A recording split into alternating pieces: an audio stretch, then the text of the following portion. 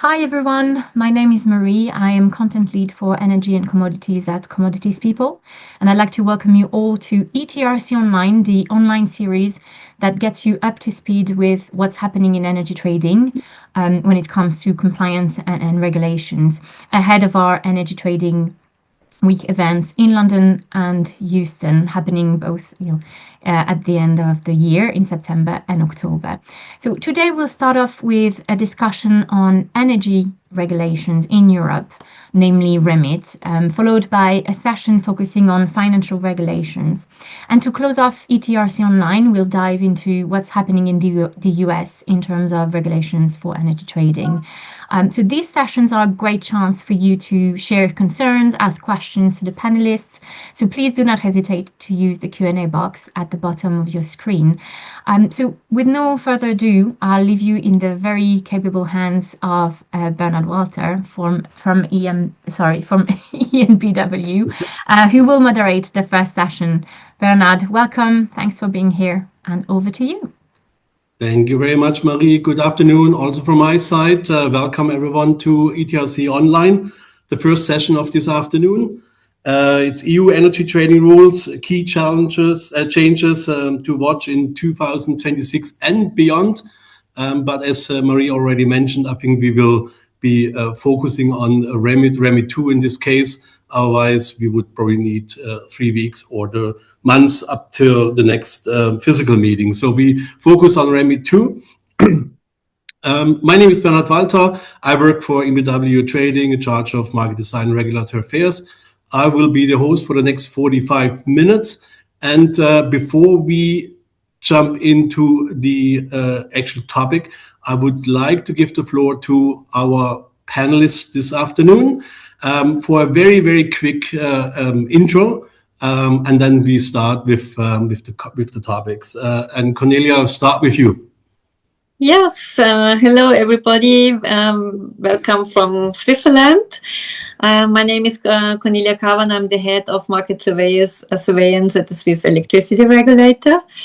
And we are monitoring and supervising the Swiss electricity market and also the balancing markets. And at the moment, we are very busy with the implementation of the Swiss REMIT, and it's very about. Thank you, Cornelia. Leo, maybe next. Yes, good afternoon from my side as well. My name is Leo Lehr. I'm the deputy head of the Department of Economics at E-Control, the Austrian regulator for electricity and gas. Here we are responsible especially for REMIT matters, means data handling, market surveillance, investigation, and since REMIT 2 is in force, also enforcement directly. Thank you, Leo. Welcome. And Erwin. Yes, thank you very much. A warm welcome also from my side. My name is Erwin Krapp. I'm from the market participant side. So I work for E.ON Energy Markets, dealing with regulatory compliance, especially REMIT, EMIR, MiFID, MAR, also the practical implementation of these rules from the legal side. And my title there is Compliance Manager, so responsible for compliance of this entity of E.ON, which procures energy for E.ON. Thank you. Thank you, Erwin. And Chirag. Yes, hello, hi, good afternoon, everyone. My name is Chirag Ahuja. I'm based in Germany, Hamburg. I work as implementation director with BroadPeak Partners. We're basically the data plumbers for the energy and commodity trading industry. We offer 3 main solutions with respect to compliance, reg reporting, market surveillance, and position monitoring. Extremely honored to be part of today's panel and look forward to a fruitful discussion with you all. Thank you. Thank you. Great panel representing all, let's say, relevant stakeholders in this matter. Maybe before we start, a quick announcement in a way that what we focused on. We had a pre-discussion, and before we have 3 big sections to be discussed today. First is everything around algo trading. Algo trading is something new in REMIT 2. which has not been there in REMIT 1. So I guess that's basically new for everyone who is affected, and there's lots to discuss on. Second, on surveillance aspects, also REMIT 2 brought in new obligations, Article 15 and so on, for particular market participants and everything around that. And the first one is an evergreen, is a reporting obligation. There will be new things coming up. Implementing regulation is not out yet, but I guess there's a lot of information out there what to expect. Maybe not every little detail, but basically, the frame is there. Before we start, two things. First of all, I really encourage everyone who's online to use the Q&A, as Marie said. So we may have a look later on and double check, what kind of questions are there, if we are able to, take them on board and also discuss and answer them. And we also have prepared some polls. And maybe before we start with the first item, I ask Marie to put them up if we really have, let's say, chosen the right topics. Here's the poll, and maybe some sort of prioritization for the audience. What's on your mind? What's on your list? Top. Surveillance, reporting, algo.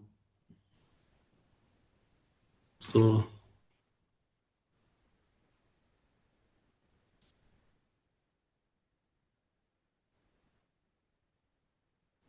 And Marie, you give me a sign once we have some indications. Okay, well, this looks very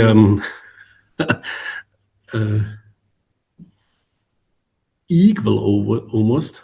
Quite mixed. Mm-hmm. Quite balanced. Yeah, quite balanced, but it's almost the order we also decided on. I'm not sure if there are more votes coming in, but I guess we already also looking at time. It's not changing much anymore. So it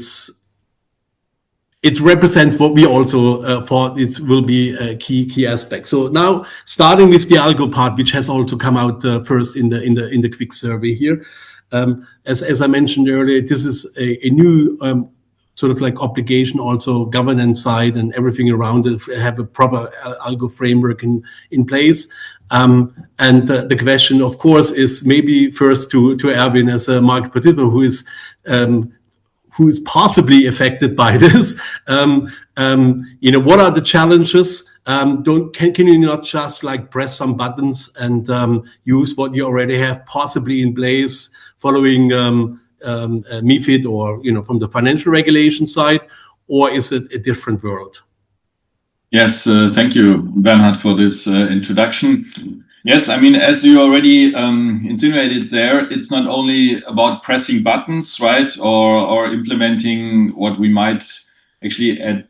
Even we didn't have this from the financial world, so there were first algos in the physical world there, right, with some, let's say, obligations, which I think the whole industry sort of derived from the financial market rules in the absence of any explicit rules under REMIT.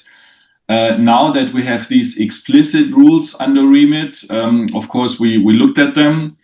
And on top of that, if you as a market participant, as we did, also start algo trading in financial instruments, right, then you're subject to the MiFID rules as well. In the MiFID directive, but also in the German transposition law, right? There's explicitly a provision there that if you do algorithmic trading in financial instruments, even as a non-licensed entity, so if you don't have a banking license from BaFin, those respective rules of the MiFID and the German Securities Trading Act, Wertpapierhandelsgesetz, or similar laws in other countries, continental countries apply. So you really need to go through all these obligations and see what they mean for you, which, just to name a few, the pre-trade controls, right? Order to trade a ratio, the kill switch, the automated market surveillance, all these, and that really poses lots of challenges. Algo flags, right, for the orders.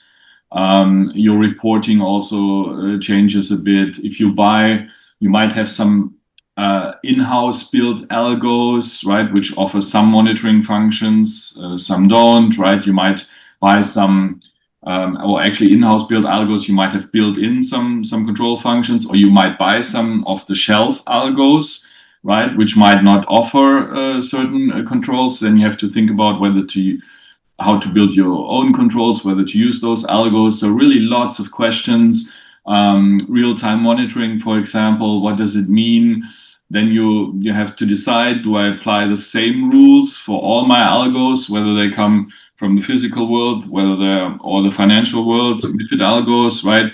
You need to change your policies, adapt your policy, probably have an algo policy and more implementation level policies in place. You need to sort of also have the necessary employees, right, with the necessary skills in the compliance function, the risk function, the control functions. So really lots and lots of things to think about, plus the surveillance for the algos, right? And on top of that, we'll come to that topic later, right? Also surveillance for all of your REMIT trading and your MAR trading. So lots of additional requirements. Regulators publishing statements, surveys on algos, right? Questionnaires. Cornelia, I think, will speak about that a bit. So lots of things to do for market participants. Erwin, sounds very straightforward to me. Thank you. But the interesting part is possibly also what is the expectation from regulatory side. So Leo, maybe I can pass on to you. What do you expect from market participants as regards to these new obligations under REMIT? I mean, as Erwin pointed out, there are obligations already if you're using algos in the financial markets, but for the physical market, for the REMIT relevant products, this is a new obligation. So what's your sort of like expectation? Is like one fits all the right approach, or do you see differences between the different sections and so on and so forth? What's your experience there? Yes, so of course, this is obligation in Article 5A REMIT concerns algorithmic trading is also new for the regulators. So this is where we need to first also gather the data, which has to be reported. First, we need to be notified about the fact that a market participant uses algorithmic trading. In the future, there will also be some reporting aspects about this. So how to flag algorithms also in the reporting, which makes it easier from a market surveillance standpoint, I have to say. But then regarding the content of risk control and risk management systems that need to be in place, which again is required by REMIT, there is, from my perspective, still a little bit of room to maneuver. REMIT does not go into the same detail as the financial regulation standards do. So we had discussions with market participants about that already. If they comply with financial regulation, will this also be sufficient for REMIT? And do we differentiate between market participants? Because of course, also from our side, we see that there are different, let's say, levels of engagement with algorithmic trading. What is there in the financial world, from my perspective, is much different than what many energy companies have been using so far, although algorithmic trading is really common on the energy markets. So I think, especially in this area, there will still be, or I see a need for additional guidance, whether it's from the NRAs and regulators, or also on a European level, which might be preferable. Yes. Okay, thanks. That's interesting to hear. I also hear a little bit about something about proportionality, I guess. Depends on what kind of algos, what are they doing? Are they very, very simple algos, just closing positions, or doing, more sophisticated stuff? So you see there is a need for differentiated approach, possibly. And of course, I guess I would assume that for market participants, some sort of guidance is always helpful and welcomed, as long as it's not too super prescriptive. I would assume, so give some flexibility, because I would assume that it's sometimes very, very different, like, participant 1, participant 2. But so that's a good indication, Leo. I would say. But passing on to Cornelia, because it's been mentioned before, several surveys have been done already on this subject matter, and I understand that you have also done such a survey recently, and maybe Cornelia, you can give us a little sort of like insight on what this survey was about and what kind of outcome you can sort of like report from that survey. Sure, I'm happy to support to share some insights. And actually, it's our second survey. The first one was done in 2019, so before COVID, and there's different algos, right? As we already mentioned, like execution algos, signal generation, and trading algos. So algo is not same as algo. And what we learned is we had two parts of our survey. The first one was more about the use of algorithmic trading. And here we that was quite interesting that from the participants, only 25% said that they're using algo trading, and 78% said they don't, and 7% indicated they're in preparation. So that was quite interesting because we thought it's much higher.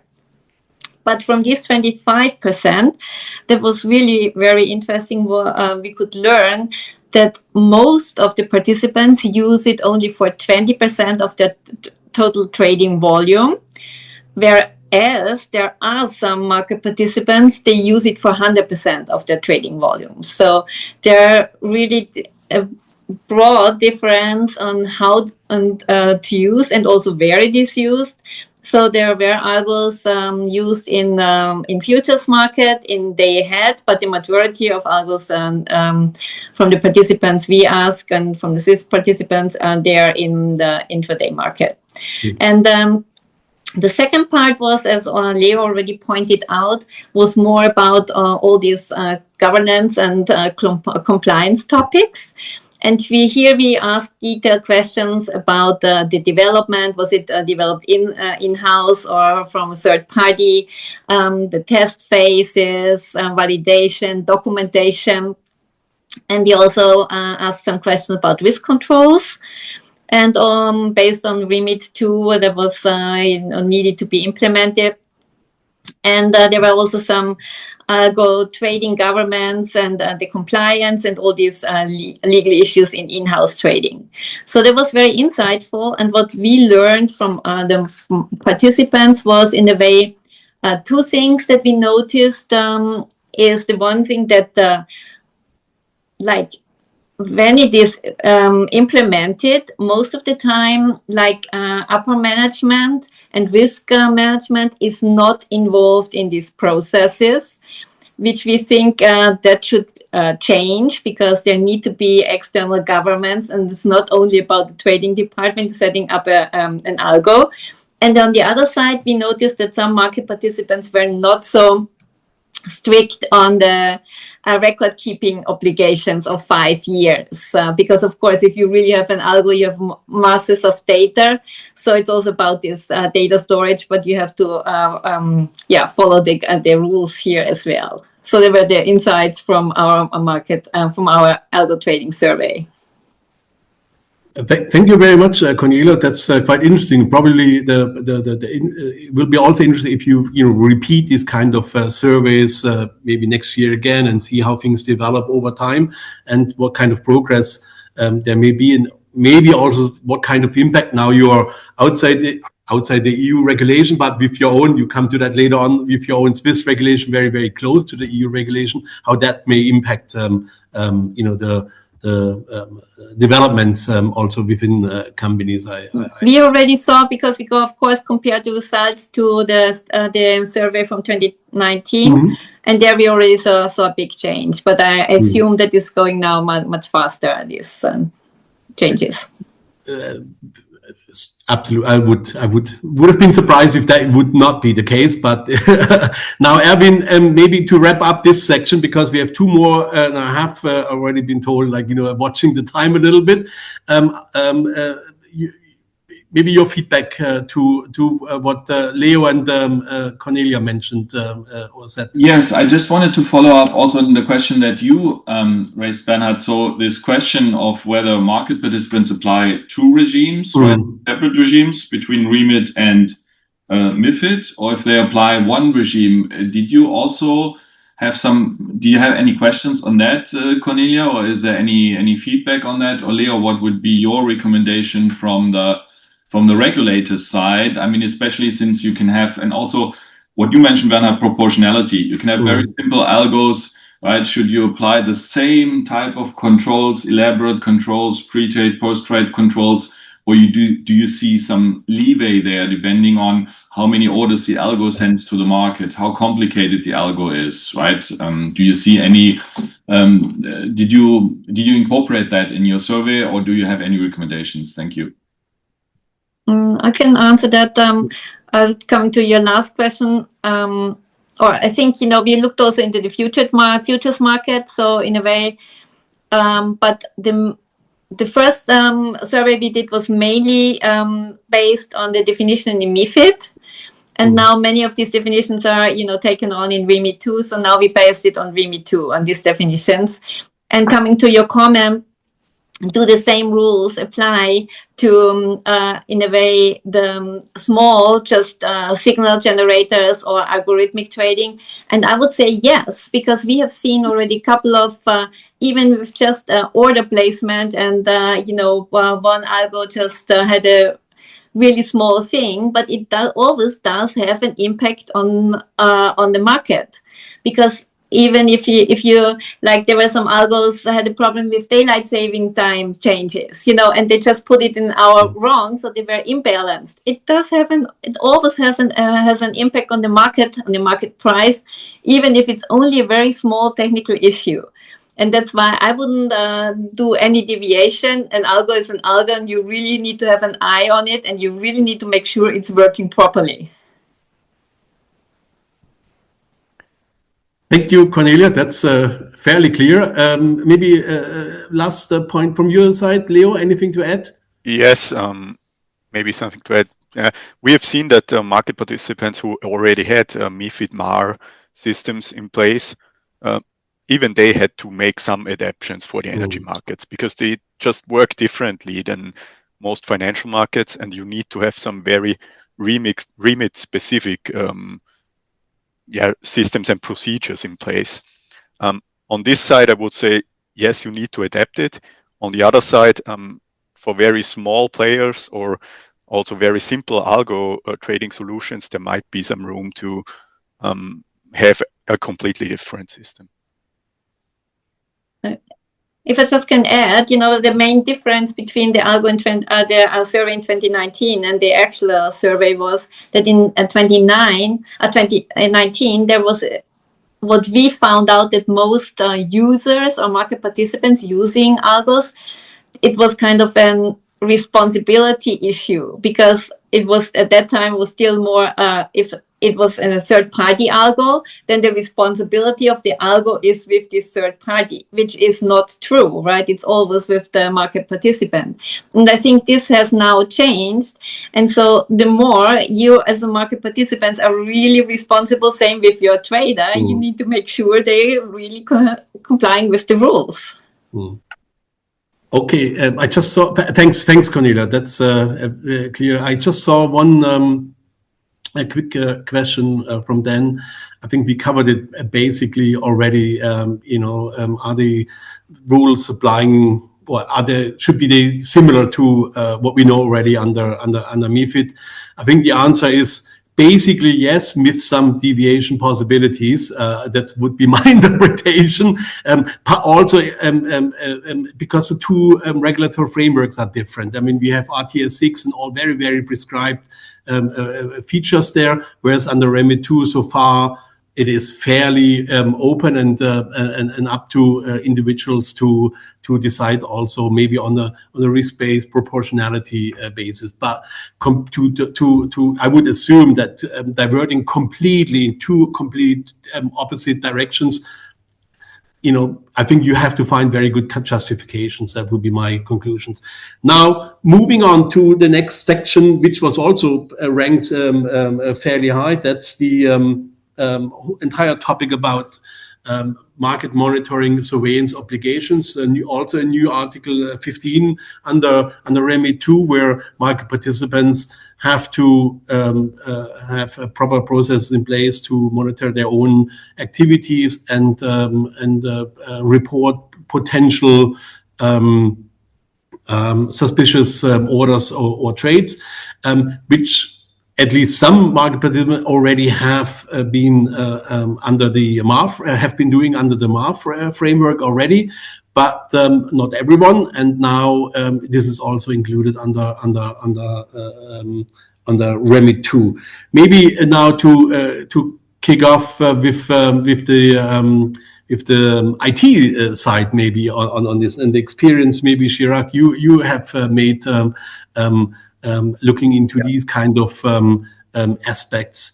Anything you can share with us? Yeah, sure, Bernard.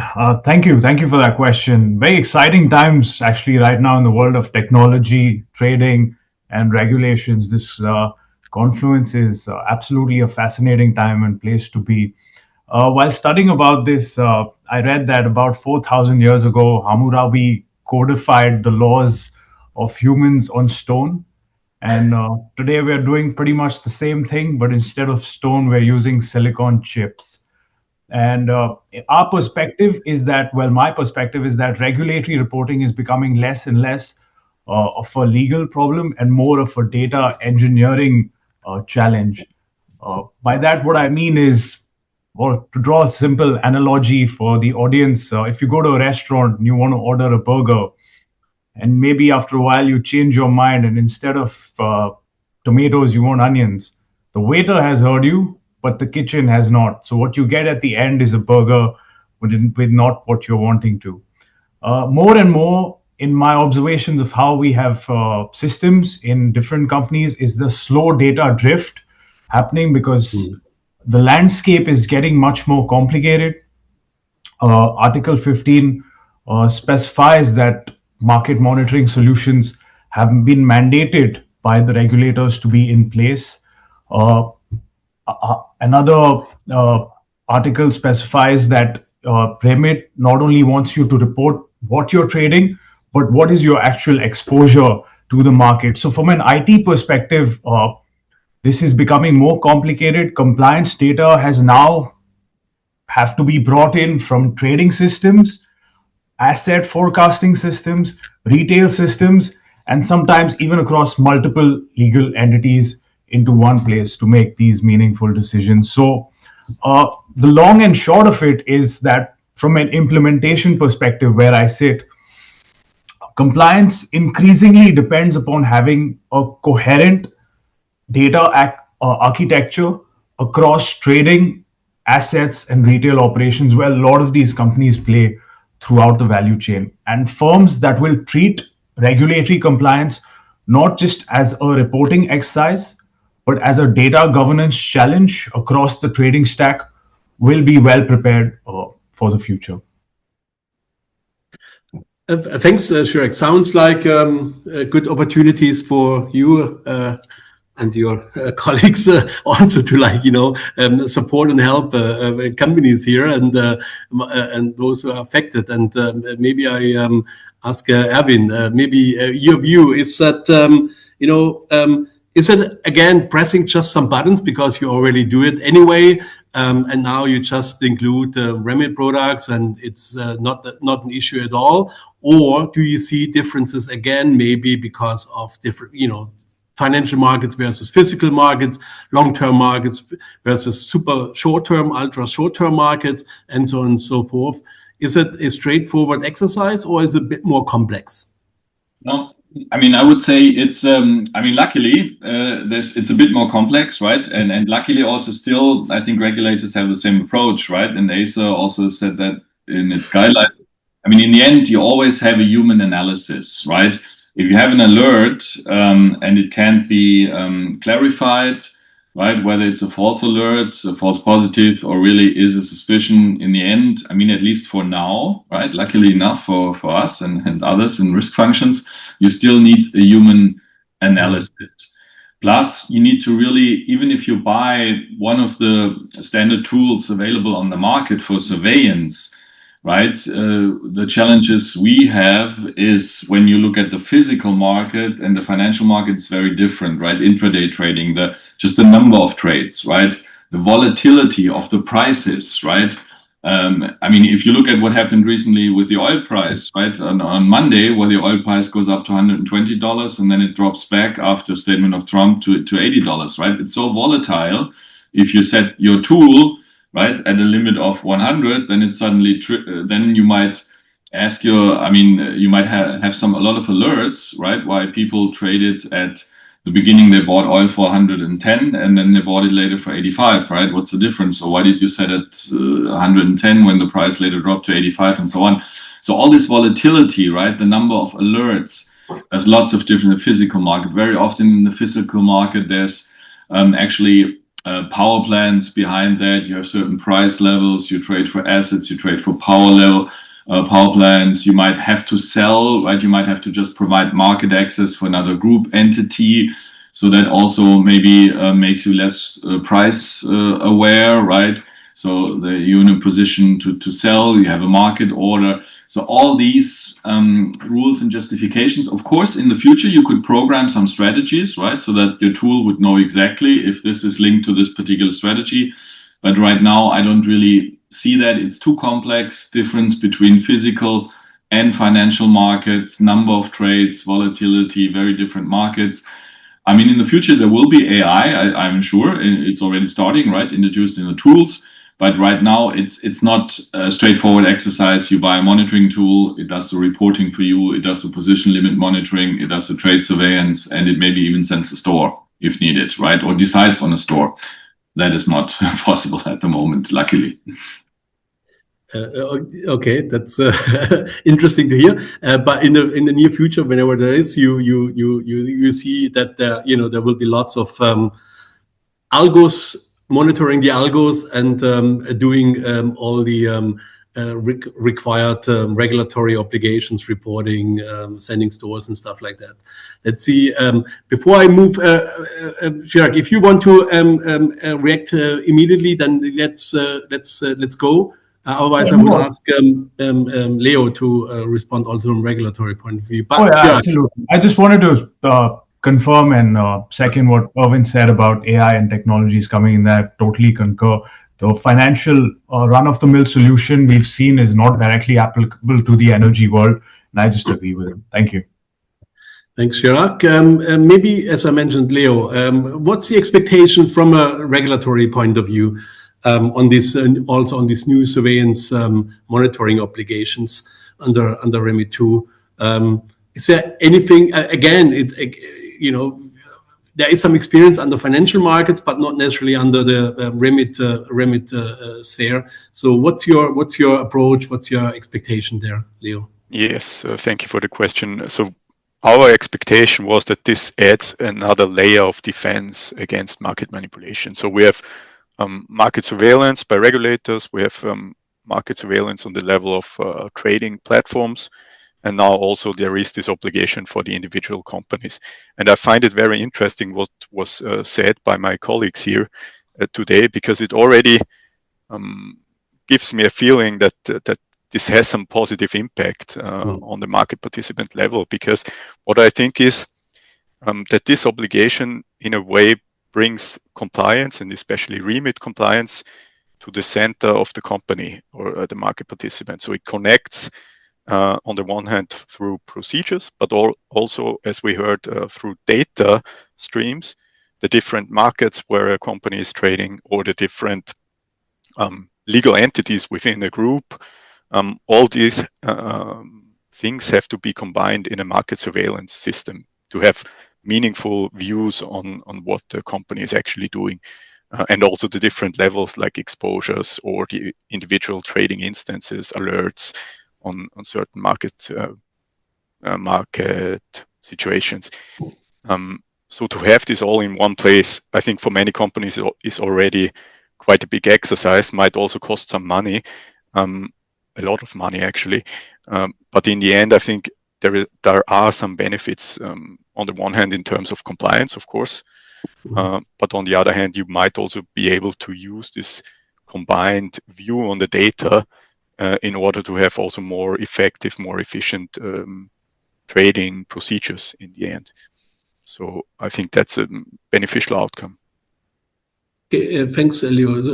Do I understand you correctly that maybe the main goal is not necessarily to find the one, let's say, suspicious order out of 50,000 orders, but rather to have proper processes, proper procedures in place, also a respective mindset around compliance and orderly functioning of markets, but not necessarily to like dig as long as you can in order to find the one, let's say, little strange looking order out of a pool of 50,000 or whatever. Okay, so proportionality is also again a word. Of course, it would be good to find also this one order, which might be manipulative. Yeah. But overall, it gives just an enhanced importance to compliance and the mindset, as you said, yes. Okay, thanks. Cornelia, what's your take on this? Yes, I think I see it from this point that, from a company point, of course, at least when REMIT and market surveillance started, I learned that most companies, they were looking at the orders. Did my trader, conclude the best optimal deal in that moment, right? To make the most money for the company. And so there was no idea about market manipulation and what you can do with orders as well. So I think this has changed a lot, that it's not only about getting the economic optimum for the company, but also in a way, is it also ethical and according to the rules? And this is just another layer also within the company. And as Leo already pointed out, it's an additional layer of defense, because if you're looking, you have your market surveillance and you have your own parameters, how you look at the data. And the marketplaces, they have their own algos, how they look at the data, and we have our own as well. So you look always at the same or similar data, so you have some additional information maybe, but so you see different things. And I think this is the helpful aspect on it, that it's the same situation, but you look at it from different parameters and angles, and that's why you see other things, and that's why you can even make a more fair and transparent marketplace. Thanks, Cornelia. That's absolutely. Now, I just read in parallel, there's a question related to that, which is probably putting everything on another level. A question by Dan asking, what do panelists think about communication surveillance? I would assume in combination with, let's say, market, trade and order activities. What's your view on that one? Who wants to start? Maybe Leo, you start, and then Erwin, Cornelia. Communications, I take it means like mobile, messenger, whatever it is. Teams, email, whatever, I guess. I mean, if it's a company internal communication tool, then I would say that already was under first REMIT, would be part of any investigation that we do, and of course now also under the communication requirement, so surveillance requirement. Of course, you cannot go into people's private phones or whatever. It would be very difficult to do. In that regard, I would say, to be on the safe side as a market participant, I would recommend to monitor internal communication and rule out as much as possible anything else. because, of course, you want to be aware about what is going on in your company, also as compliance officers. Okay, yeah, well, good point. Erwin, as a compliance officer. Yes, I mean, of course, communication surveillance is a hot topic also. I mean, if you look at legal differences, all in Anglo-American surroundings, right, in continental surroundings, let's say a US company, right, without Works Council, right, and European data protection rules and protection, and without the Works Council especially, they might go further, right, in terms of monitoring, right? Some companies, I mean, there are even I think IT-wise, you could do it already, right? Have a live monitoring of the communications, right? Give an alert immediately if somebody writes an email that looks suspicious, and you can have this run via AI.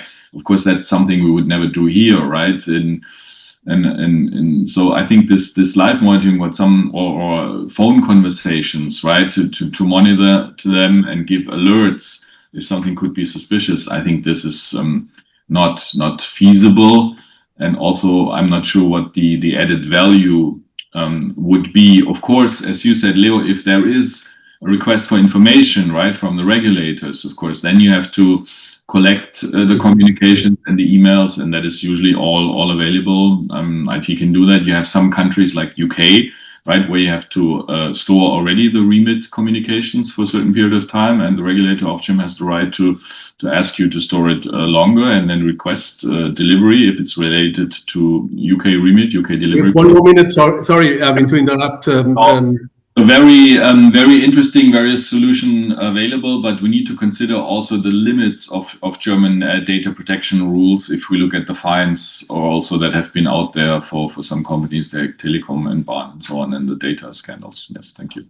Thank you very much. We have, of course, I lied. We have 3 minutes, but I wanted to have those 3 minutes for each of you to like maybe 1 or 2 sentences on the last topic, on the reporting stuff. Of course, this is nothing so new, but it will be different again, and changes will come.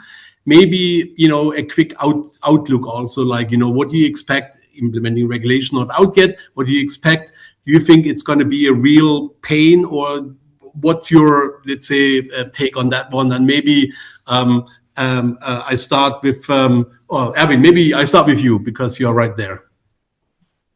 Okay, outlook on reporting, especially so exposure reporting or any, I mean, okay, yeah, I mean, reporting, of course, reporting is important to deliver that. We use the help of IT tools that are available that makes it a lot easier, and we prefer as much automation as we can. That is very much possible for the standard reporting. Things like this exposure reporting, right, which are new to REMIT, and you could actually question what it has to do with REMIT. That makes it more difficult, and all these non-standard reports make it very difficult for implementation. Thank you. Okay, so still some challenges. Chirag, what can you offer? Yeah, sure. Yeah, I don't want to sound like a brochure, but long story short, 2026, as Erwin pointed out, we see LNG, which has already come in part of scope, hydrogen, which will be your reference data systems. Your system should be capable of handling that. Exposure report, of course, we already spoke about. Algo trading, which is mandated, especially the energy world, where it's much more complicated to implement this stuff. And then, of course, regulated. So from our perspective, we have solutions there. And if anyone's interested in this call, we're happy to get in touch. Okay, thank you very much. Leo, from a regular's point of view, are you worried about data quality if we have to report, if market participants have to report more and more in shorter times and more fields and complexity? Yeah, of course, the data quality is for us the one and only thing that matters in the reporting area, because we do not do this for fun. We need to make sense out of the data. I hope that we can get it as good as possible, and I would encourage also market participants to be active in the consultations that are going on. Look at the European level guidance that is there. I think you can also have your say on that, and I hope that we can get better even on data quality. I think that's a very important message. And now we really are running out of time. But Cornelia, what I would like to do, I would like to make a big promotion and for you on the Swiss Barter and everything around it. I'm very sure people should register right away for the September event in London. You will be on the panel. I'm very sure, and we have much more time to discuss about everything what's going on in Switzerland. Is that okay with you? No, because I have something is very cool for all those, especially when you are trading in the Swiss market. Because this new REMIT in Switzerland is coming, I invite you, if you're a European market participant trading in Switzerland, to come to our yearly market surveillance workshop, which is on 5th of June here in Bern. And there, we can answer all your questions, and then you can register, already starting register in September. And we are looking forward to, be more connected then. Super. Thank you very much, Cornelia. And for Germany, it's always nice to go to that football stadium. Exactly. Thank you very much. And now I close this panel because the next one has already started, I guess, a minute ago on financial regulation. Thank you very much. Hopefully you had some insights, and see you all most likely in London again. Thank you very much.